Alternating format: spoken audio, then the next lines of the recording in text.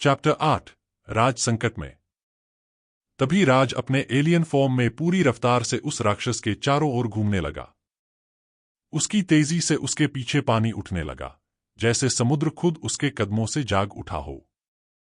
कुछ ही पलों में राज ने इतना तेज चक्कर लगाया कि पानी उसकी गति के साथ घूमने लगा और देखते ही देखते एक विशाल टोर्नेडो का रूप लेने लगा। समुद्र की लहरें हवा में उठने लगीं और उस भयंकर बवंडर ने राक्षस को अपने घेरे में लेना शुरू कर दिया। राक्षस ने अपनी लाल चमकती आंखों से बवंडर को देखा। उसकी गरजती आवाज समुद्र के शोर को मात देने लगी। उसने अपने विशाल पंजों से पानी को हटाने की कोशिश की, लेकिन राज की गति इतनी तीव्र थी कि बवंडर और भी बड़ा और भयंकर हो गया। अब राक्षस अपनी जगह पर लड़खड़ाने लगा था, जैसे बवंडर उसे निगलने की कोशिश कर रहा हो। उसकी आंखों में गुस्से और हैरानी का मिश्रण था, मानो वह समझ नहीं पा रहा था कि यह अद्भुत शक्ति कहां से आई। तट पर समायरा और दादू खड़े थे। उनकी आंखों में अविश्वास और दिलों में बेचैनी थी। समुद्र के बीचों बीच राज का एलियन रूप और विशाल राक्षस के साथ उसकी मुठभेड़ देखकर समायरा के मन में कई सवाल उठने लगे। उसकी धड़कनें तेज हो गई थीं और अंततः वह खुद को रोक नहीं पाई। उसने दादू की ओर पलटते हुए एकदम से पूछा, दादू, ये सब क्या हो रहा है? और राज कैसे एक एलियन में बदल गया? उसके चेहरे पर हैरानी साफ झलक रही थी, जैसे वह अभी भी समझ नहीं पा रही हो कि जो वह देख रही है वह सच है या सपना। दादू ने उस नजारे को ध्यान से देखते हुए गंभीरता से कहा, दरअसल ये कमाल उस घड़ी का है जो राज के हाथ में बंधी है।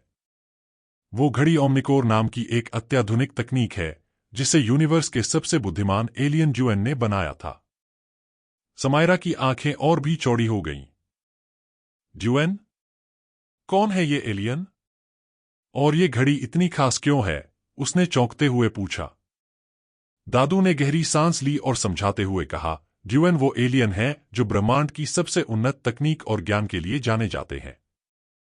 उन्होंने ये ओमनिकोर घड़ी बनाई थी जो किसी भी सामान्य इंसान को अलग अलग शक्तिशाली एलियंस में बदलने की क्षमता देती है। शायद इस घड़ी ने राज को किसी खास वजह से चुना है। अभी समायरा कुछ और कहने ही वाली थी कि तभी समुद्र में एक और गड़गड़ाहट सुनाई दी। राक्षस ने अपनी लाल आंखों से बवंडर को देखा और उसके पंजों से पानी को हटाने की कोशिश की, लेकिन राज की गति और भी तेज हो गई। उसी वक्त अचानक राज की घड़ी में जोर जोर से बीप बीप की आवाज गूंजने लगी। यह आवाज इतनी तीव्र थी कि तट पर खड़े समायरा और दादू के दिलों में हलचल मचा दी। समायरा की आंखें चौकन्नी हो गईं और उसने ताज्जुब से दादू की ओर देखा। दादू, ये क्या हो रहा है? ये आवाज क्या दर्शाती है? उसकी बात खत्म होते ही राज एक तेज चमक के साथ अपने इंसानी रूप में लौटने लगा। जैसे ही उसने अपना एलियन रूप छोड़ा, उसके चारों ओर बना विशाल बवंडर धीरे धीरे शांत पड़ने लगा। पानी की धाराएं अब मंथर गति से लहराने लगीं और बवंडर धीरे धीरे समुद्र में समा गया, जैसे कि वह अपने अस्तित्व को समाप्त कर रहा हो। बवंडर खत्म होते ही राज, जो समुद्र के पानी में गिर गया था, धीरे धीरे खुद को संभालता हुआ खड़ा हुआ।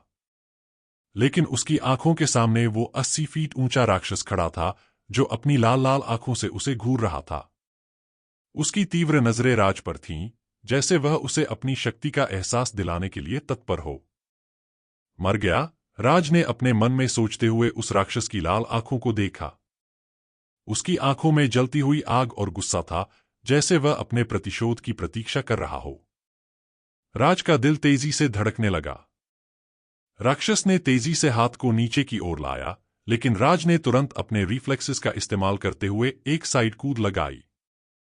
तभी राक्षस ने अपने विशाल पंजे से एक और हमला किया, जो समुद्र में गहरा धड़कन पैदा कर रहा था। उसकी तेज गति ने राज को भयभीत कर दिया और वह अपनी जगह पर ठहरने के बजाय भागने के लिए मजबूर हो गया। तट पर खड़े दादू ने अपने चेहरे पर चिंता का भाव देखा। नहीं, नहीं, उसने बुदबुदाते हुए कहा, राज को बचाना होगा। उसी वक्त दादू ने तेजी से अपनी वैन की ओर दौड़ लगाई। उसने अपनी सोच को केंद्रित करते हुए मन में ठान लिया, राज की जान बचाने के लिए मुझे इनका इस्तेमाल करना ही होगा। वैन के ड्राइविंग सीट पर बैठते ही उसके सामने एक कंप्यूटर स्क्रीन चमक उठी। नीरव ने हल्की आवाज में कहा, जूलिया, एडवांस मोड को सक्रिय करो। जैसे ही उसने यह कहा, वैन के अंदर एक होलोग्राफिक रोबोट प्रकट हुआ।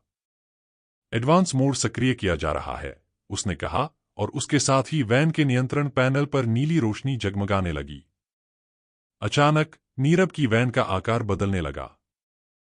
इसके पहिए एक नए डिजाइन में मड़ने लगे, जो अधिक स्थिरता और गति प्रदान करने के लिए विकसित किए गए थे। दोनों तरफ से विशाल पंख निकल आए, जो उड़ान के लिए डिजाइन किए गए थे और फुलाए गए रॉकेट बूस्टर्स के साथ जुड़े थे, जो इसे ऊंचाई पर ले जाने के लिए तैयार थे।